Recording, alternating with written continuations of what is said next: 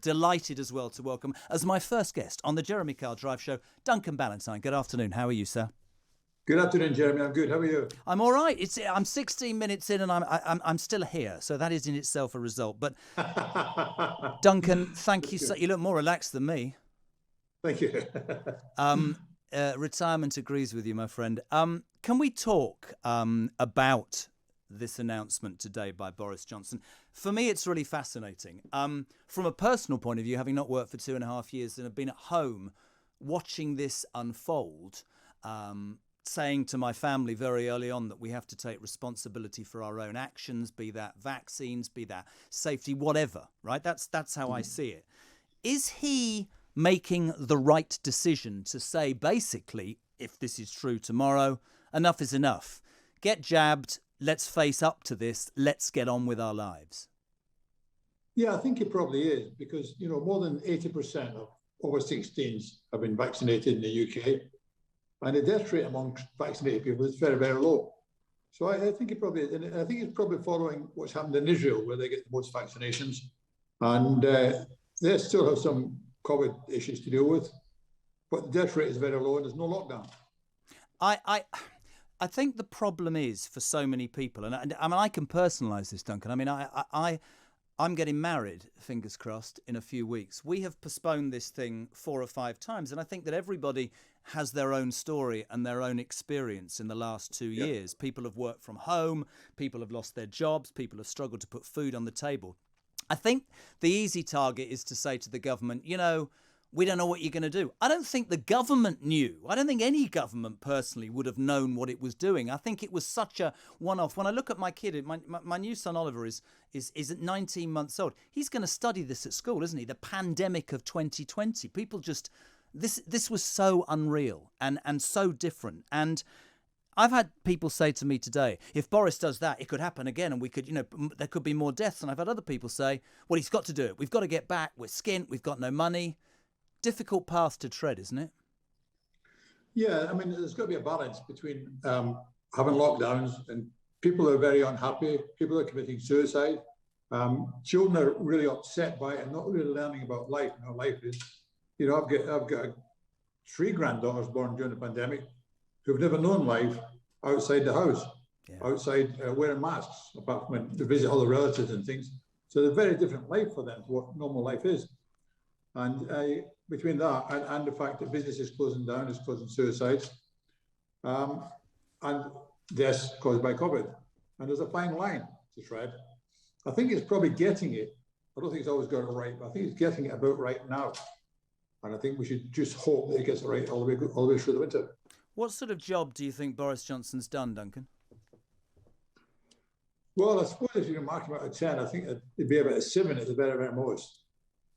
I mean, all this stuff with, if you have to remember in the beginning, there wasn't enough PPI equipment for nurses and doctors and things like that. And that was a bit of a shambles. But then they did a great job of buying vaccines and giving people vaccinations. And that is really the savior, I think. Vaccinations is the only way forward.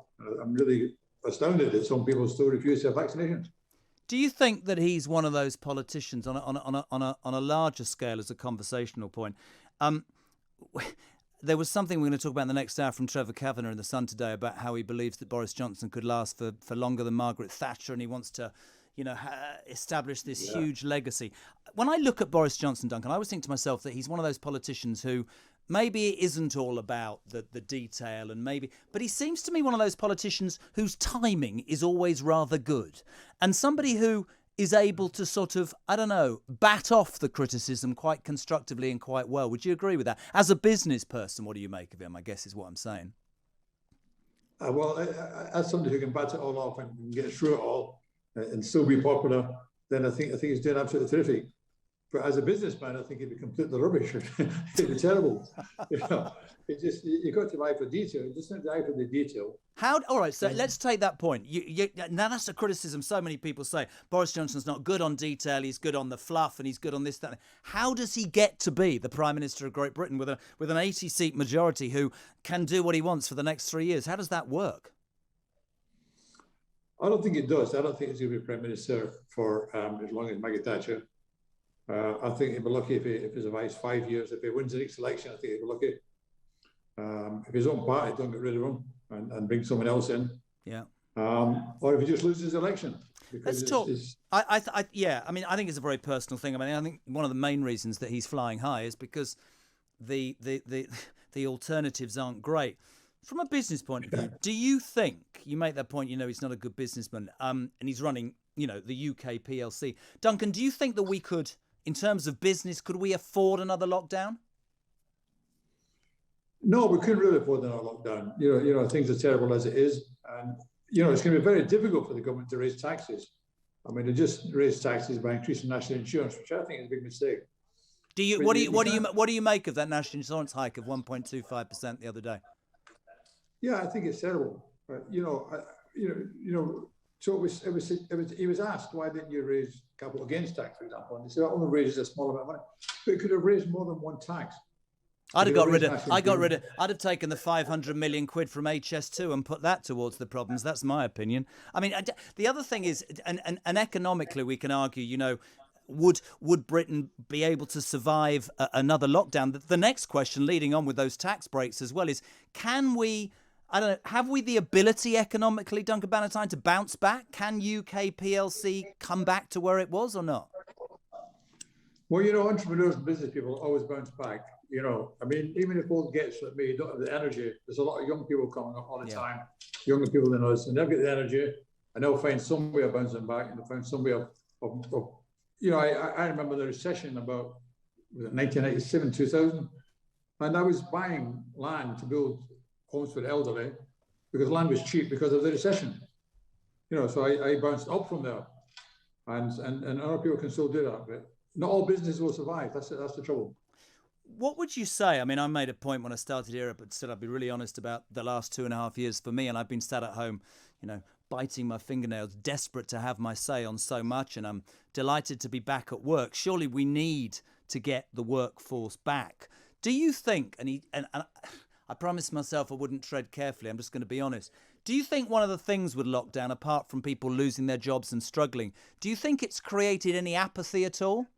Because I can personally tell you, I'm this morning thinking to myself as I'm approaching coming to talk radio, I'm tired already and I haven't even started, and I'm being completely serious. Has the pandemic created a change in people's mindset? Do you know what, actually I can't be bothered, or I don't want to go back to the office or whatever? Do you think that's happened?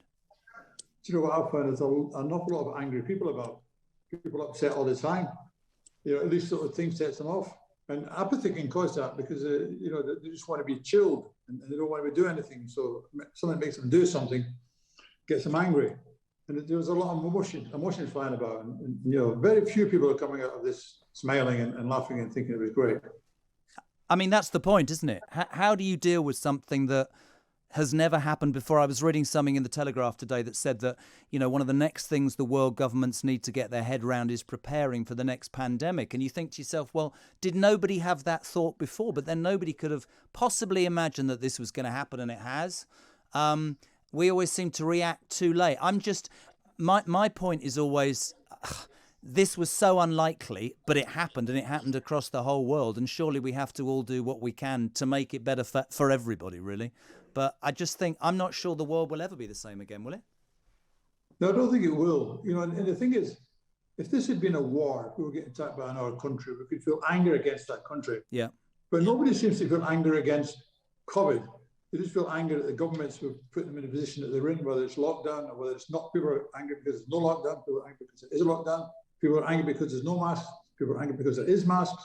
But I mean, but there's the point as well about popularity and Boris Johnson. I've got a really good friend of mine, Jackson, who lives in Australia, in Sydney, and of course the Australians' approach to all of this was completely different, and they were going to have herd immunity and nobody was going to be locked up and the world's great and everything's fine. Spoke to him on Sunday night. Sydney, they've got the army on the streets. You go more than 5 kilometres. 5 kilometres, this is a fact, from your house. They went to play golf or go white rafting or something, right? And the reality was you get fined on the spot. Australia's now where we were 18 months ago. I'm not arguing for Boris Johnson. What I'm saying is whether it was Keir Starmer, anybody, I don't think that anybody could have been prepared for this. And I absolutely agree that business, people's mental health, so much has been affected. And you sort of wonder, surely we have to pull together as best we can. That's what I'm saying, I guess. But that is the thing, yeah. But I don't know anybody who's in power at the moment in government who could pull the country together. No. I don't see how that's possible. We have to do it ourselves. We have to say, okay, forget about the politicians. We're all going to work together as a country and get out of this and survive the other side. And we've got to do it, not for us, but for our children, our grandchildren after us.